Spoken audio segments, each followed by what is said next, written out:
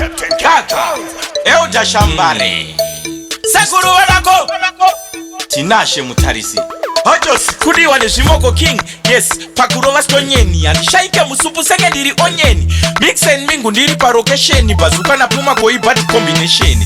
Keke nderedu usade kuba posheni. Tochka pano tapira tiki pushing. Kuzvimbisa isusu wa combination. Positivity doyo toita meditating. Bakuru pakutoko nyachi na plumbing. Jivo tokusova after eating. Style iyo ita popo ita popping. Toro pito waita ziwa kaita sitting. New level to vataita unlocking. Photo pick to vataita photocopying. Taka wina usabeja soka betting. Andizore chimbo nyangwe vakaita baking. My lyrics imvura river flowing. Taka zharwa nazo atidi coaching. Zova zvawarwadza stomach aching. Manje mangoma iwo botoita banking.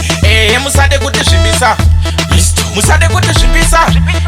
Musade kuti zvimbisa tagara zvedu susu vamwe tore mazvimbiswa 16. Musade kuti zvimbisa. Musade kuti zvimbisa. Musade kuti zvimbisa tagara zvedu susu vamwe tore mazvimbiswa. Rega ndichinje rhyme, rega ndichinje flow. Abva nepinhayi pumacol hasi bo. Hamba nayo time siya like disiya sombare. Yatipinza ndobva tasiya takiya do. Adonza tambo twine.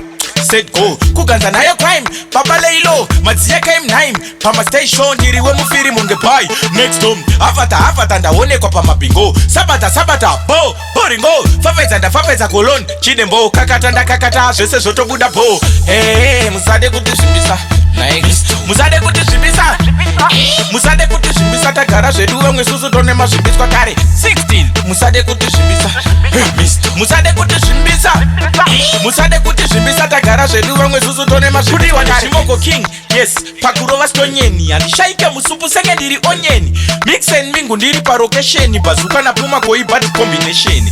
Keke nderedu usade kuba posheni. Tochka pano tapira tiki pushing. Kuzvimbisa isusu wa combination. Positivity doyo toita meditating. Bakuru pakutoko nyachi na plumbing. Jivo tokusova after eating. Style iyo ita popo ita popping. Toro pito waita ziwa kaita sitting. New level to vataita unlocking. Photo pick to vataita photocopying. Taka wina usabeja soka betting. Andizore chimbo nyangwe vakaita baking. My lyrics imvura river flowing. Taka zharwa nazo atidi coaching. Zova zvawarwadza stomach aching. Manje mangoma iwo botoita banking.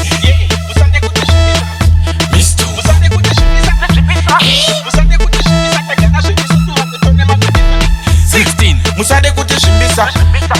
Musade kuti zvimbisa. Musade kuti zvimbisa tagara zvedu susu vamwe tone mazvimbiswa